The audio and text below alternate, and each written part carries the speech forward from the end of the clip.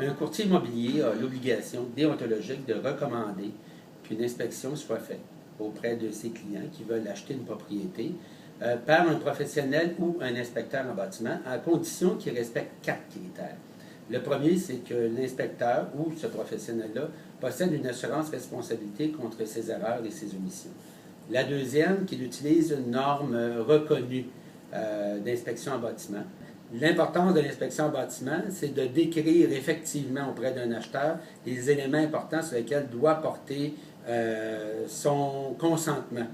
Si dans ce rapport, on y voit des facteurs significatifs qui viendraient à diminuer la valeur de la propriété, eh bien l'acheteur peut se démettre de sa promesse d'achat. En ce qui concerne la clause d'inspection que les courtiers font signer à leur acheteur dans le cadre d'une promesse d'achat, l'OACQ ne devrait pas intervenir puisque le courtier ne doit pas influencer sur le choix d'inspecteur. Il peut offrir une liste de noms d'inspecteurs qui répondent à des critères ou encore référer à des organisations reconnues que nous, on a reconnues et qui fait en sorte que même que le courtier n'a plus à vérifier les 4 points que j'ai énoncés plus tôt. Le champ de juridiction de l'OACQ, ce sont les courtiers immobiliers. Donc, nous, on légifère en matière de recommandations qu'un courtier immobilier peut faire en matière d'inspection de bâtiment. Au-delà de ça, nous n'avons pas de lien direct avec les inspecteurs en bâtiment. Jusqu'à maintenant, la législation ne concerne que nos courtiers immobiliers. L'OACQ, dans sa juridiction actuelle, peut difficilement aller plus loin que ce qu'on a déjà précisé, c'est-à-dire que de recommander qu'il y ait une inspection pré-achat. Libre au consommateur d'en faire une, mais s'il en fait une, nous, on doit recommander que ce soit un professionnel ou un inspecteur en bâtiment qui suit certains critères. Au-delà de ça, le consommateur est totalement libre de faire inspecter ou non la propriété avant d'effectuer l'achat. Sauf qu'il aura été averti que son risque est beaucoup plus élevé s'il n'y a pas eu d'inspection en bâtiment. Pour les inspecteurs en bâtiment, ce n'est pas une obligation de faire partie d'un ordre professionnel. Par contre, c'est un plus au niveau de la formation que ces inspecteurs-là ont. Parce que pour faire partie d'un ordre professionnel, on doit avoir un niveau académique minimal. Dans le cas de l'Ordre des technologues professionnels du Québec, c'est un DEC qui est le niveau minimal là, pour faire partie de cet ordre-là. Donc, les clients qui engagent un technologue qui fait partie de l'OTPQ s'assurent d'une formation minimale au niveau du bâtiment et évidemment de l'assurance erreur et omission. Quand on fait partie d'un ordre professionnel, on doit avoir une assurance erreur et omission. Ça, c'est une assurance aussi pour le client. À partir du moment où on n'a plus d'assurance erreur et omission, on est radié de l'ordre. Donc, c'est une obligation, en étant membre d'un ordre professionnel, d'avoir l'assurance erreur et omission. Ça protège davantage les clients. Il y a plusieurs contextes d'embaucher un inspecteur en bâtiment. Je vais séparer ça en 2 groupes. Il y a les bâtiments neufs. Les bâtiments neufs, en fait, c'est des bâtiments qui n'ont jamais été occupés, où personne n'est jamais habité. Donc, c'est un bâtiment qui est en cours de construction ou encore un bâtiment qui est construit, mais qui doit être reçu par le client dans le cadre du plan de garantie de construction neuve. Au niveau des bâtiments usagés, la définition pour moi d'usager, c'est à partir du moment où le bâtiment a été occupé, il y a déjà eu une certaine usure, même si le bâtiment a seulement 6 mois, il peut avoir eu des conditions qui ont changé son état qui était neuf à l'origine. Donc, dans le type de bâtiment usagé ou le type d'inspection qu'on peut faire dans les bâtiments usagés, il y a évidemment l'inspection pré-achat, il y a une inspection pré-vente, il y a des inspections préventives et il y a aussi des expertises qui sortent un peu du cadre des autres types d'inspections. Souvent, l'expertise est utilisée, mais en fait, les services d'expertise sont demandés par des gens qui ont besoin de connaître une cause spécifique à une problématique qu'ils ont observée sur le bâtiment. Dans un autre contexte, ça peut aussi servir, l'expertise, à des requêtes dans un conflit légal qui est amené par un client qui se sent ou qui s'est senti lésé par rapport au bâtiment. Donc, notamment des poursuites pour vice caché. Au niveau de l'inspection visuelle, on regarde tous les systèmes du bâtiment. Ça implique l'enveloppe extérieure, ça implique la structure, le système de plomberie, le système électrique, le chauffage, la climatisation, l'isolation et la ventilation. Il y a aussi tout l'aspect sécurité qu'on est d'une façon ou d'une autre en tant que membre d'un ordre professionnel obligé de mentionner dans nos rapports.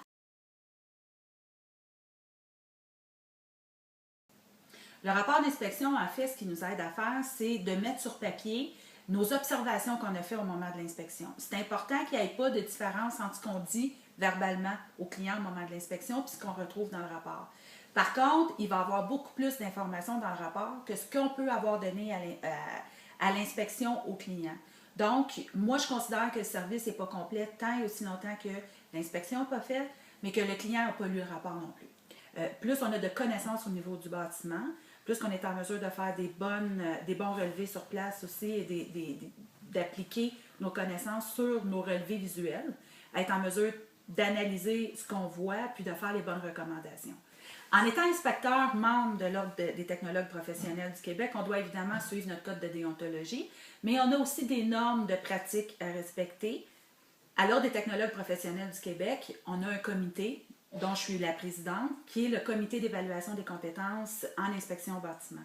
Pour être technologue inspecteur, en fait, il faut passer à travers le processus d'accréditation ou d'obtention d'un permis de pratique en inspection pré-achat à l'Ordre des technologues professionnels. Pour moi, une des façons très crédibles de vendre mon service, c'est le fait que je fasse partie de l'Ordre des technologues professionnels du Québec. C'est une assurance aussi pour la clientèle d'avoir éventuellement un recours si ils se sentent lésés dans le service qu'ils ont obtenu.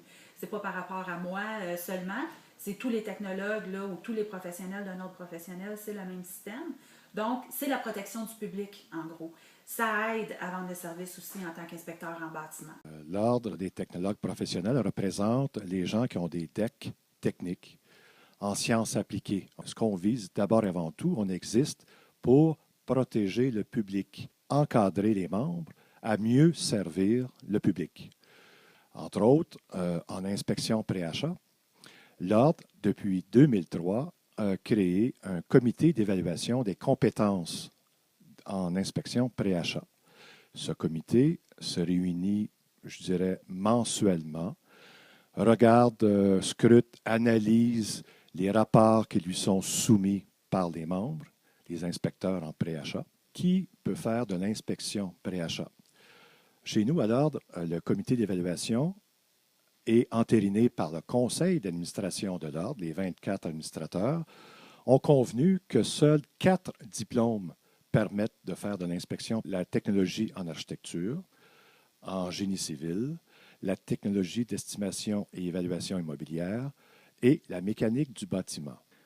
Il faut dire que depuis longtemps, à l'Ordre, on s'inquiétait des normes.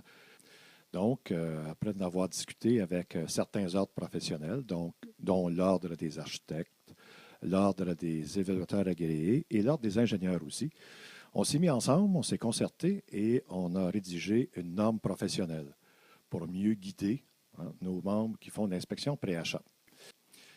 Cette norme-là, d'ailleurs, elle est disponible sur notre site Internet et elle peut être aussi téléchargée par le public pour mieux connaître c'est quoi une inspection professionnelle, qu'est-ce que le membre ou l'inspecteur doit remettre comme rapport aussi, parce qu'on veut que ce soit un rapport des plus complets et des plus simples aussi à comprendre.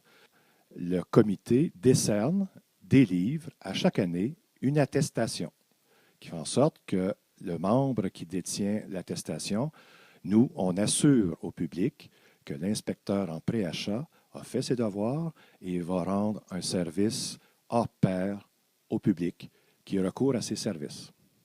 Il y a deux façons d'imposer, si vous voulez, des mesures disciplinaires. Ou bien c'est le comité d'inspection professionnelle qui transmet le dossier au syndic de l'Ordre, ou bien c'est le public, le client qui fait affaire avec l'inspecteur, qui n'est pas content ou n'est pas satisfait du travail rendu par l'inspecteur. Et puis là, il y a une plainte qui est déposée auprès du syndic et à cette occasion, le syndic fait son enquête.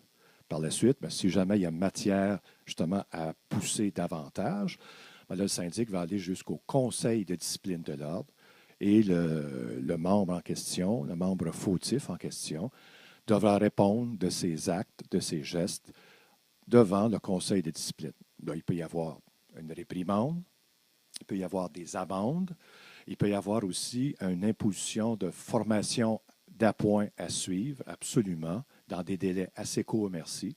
Et on peut aussi suspendre son permis comme membre de l'ordre, ou on peut carrément le radier du tableau des membres.